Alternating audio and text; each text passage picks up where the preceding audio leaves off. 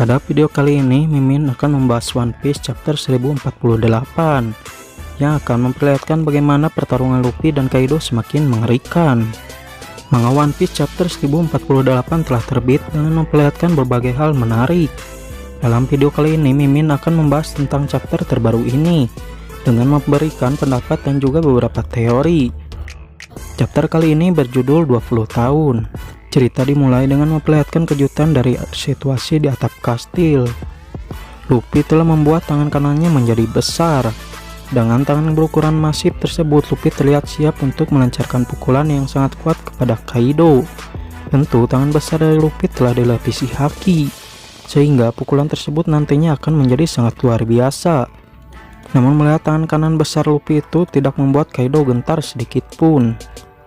Sebagai seorang petarung yang hebat, Kaido tidak peduli walau tinju dari Luffy memiliki ukuran yang luar biasa. Kaido berkata dia akan menghadapi pukulan Luffy secara langsung. Sang makhluk terkuat itu juga memberitahu kepada Luffy bahwa 20 tahun yang lalu pahlawan Wano Kuni mati karena terbakar. Sementara berbicara tentang itu, dari mulut Kaido keluar api yang menyambar ke seluruh tubuh naganya. Kaido memakai satu teknik yang bernama Ken Daiko yang membuat Kaido berubah menjadi naga api. Dengan api yang berada di seluruh tubuhnya, Kaido terlihat menjadi semakin mengerikan. Memakai teknik baru itu juga semakin membuktikan bahwa teknik-teknik yang Kaido kuasai sangat beragam, yang mana hal tersebut menandakan dia seorang petarung kreatif yang juga menguasai dengan baik kekuatan dari buah iblis yang dia konsumsi. Kaido yang telah bertransformasi menjadi naga api berkata bahwa Wano Kuni sudah menjadi negeri tanpa hukum. Dia juga bertanya apakah Luffy dan kawan-kawan merupakan pahlawan yang telah ditunggu oleh Wano Kuni selama 20 tahun. Kemudian tangan kiri Luffy yang memegang Kaido menjadi kepanasan, sehingga Luffy harus melepas cengkraman tersebut. Kaido pun bilang bahwa sudah benar memang bagi Luffy untuk melepaskan cengkramannya. Niat awal Luffy mencengkram Kaido dengan satu tangan agar Kaido menjadi mudah diserang menggunakan tangan satunya lagi. Namun Kaido berkata bahwa ia tidak akan lari, jadi mencengkram Kaido ataupun tidak akan sama saja.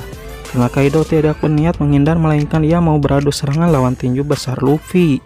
Kaido percaya diri ia akan sanggup membuat tangan Luffy meleleh dengan lenyap.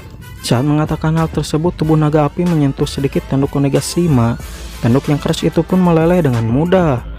Yang mana hal tersebut membuktikan bahwa tingkat panas dari tubuh naga api Kaido benar-benar luar biasa. Mendengar perkataan Kaido tak lantas membuat Luffy menjadi takut, sebab Luffy yakin bahwa tidak akan mungkin sampai meleleh.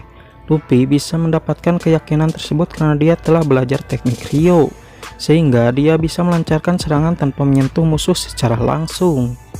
Ketika Luffy mengatakan hal itu, ia mengingat sekilas momen-momen di mana Hyogoro menjelaskan tentang Ryo. Luffy pun menggunakan teknik baru bernama Gomu Gomu no Bachirangan. Teknik tersebut adalah melancarkan tinju memakai tangan Luffy yang telah menjadi sangat besar. Pada saat yang bersamaan, Kaido menggunakan teknik bernama Shoryuken Hake. Serangan Luffy dan Kaido pun saling beradu, di mana terlihat ada ledakan besar akibat bentrokan mereka berdua. Adu serangan dari Kaido dan Luffy benar-benar mengerikan, karena mereka sama-sama memakai jurus tingkat tinggi.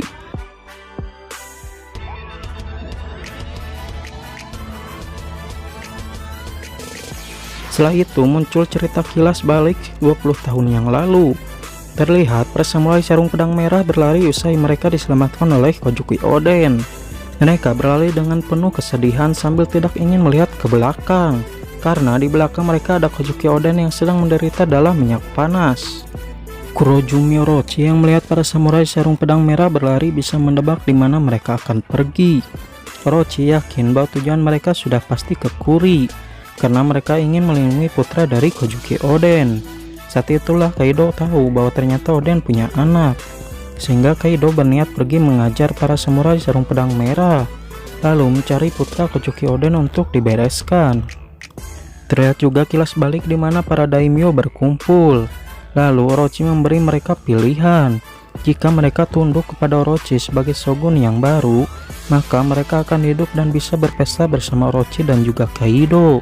Namun apabila mereka memutuskan untuk ngeberontak, maka Kaido akan melawan mereka semua. Para daimyo yang terdiri dari Udon, Kibi, Akumai, dan Ringo satu pemikiran bahwa pertanyaan dari Orochi adalah pertanyaan konyol. Sudah pasti mereka akan memberontak sebab shogun yang mereka akui hanya shogun dari keluarga Kojuki. Kaido pun melawan para daimyo itu bersama dengan para samurai pengikut mereka.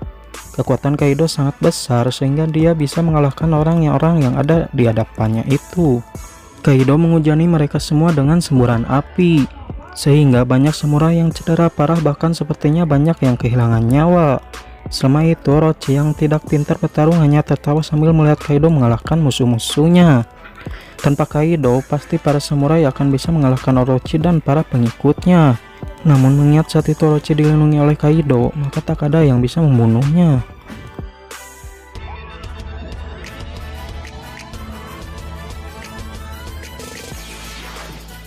Setelah kilas balik itu, diperlihatkan keadaan dari Orochi sekarang ini.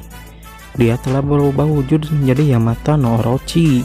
Walaupun jumlah dari kepala Orochi hanya tinggal satu, hal tersebut sepertinya karena dia di Pulau Ninkashima ia telah beberapa kali ditebas, sehingga jumlah kepala yang ia miliki sekarang hanya tinggal satu. Orochi yang telah berubah wujud itu sedang dalam keadaan terbakar parah. Orochi menyadari bahwa dia akan mati akibat terbakar api, tapi dia tidak ingin mati sendiri. Orochi berniat membawa Hiyori mati bersamanya agar mereka berpesta di akhirat dan tetap bersama selamanya.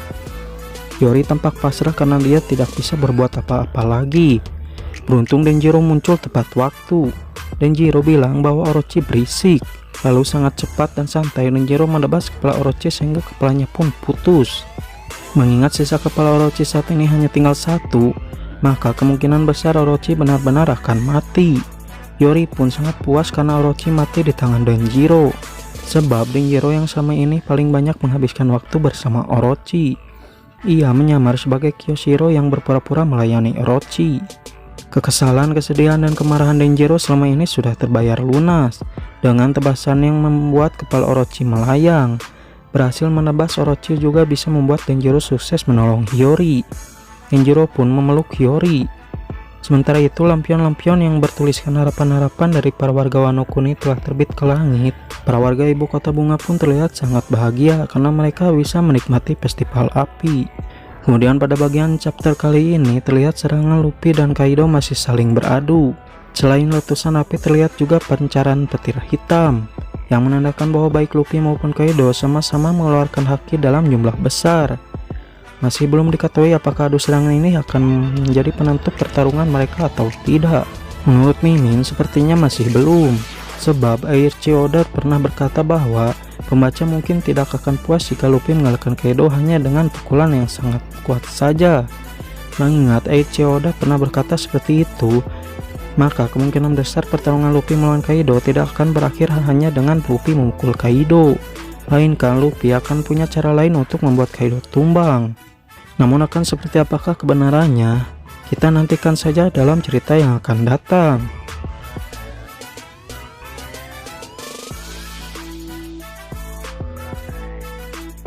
Nah, itu tadi review dan teori tentang One Piece chapter 1048. Gimana menurut kalian? Silahkan tulis di kolom komentar di bawah.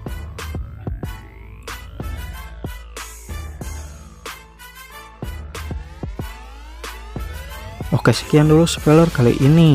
Nantikan pembahasan kami pada video selanjutnya.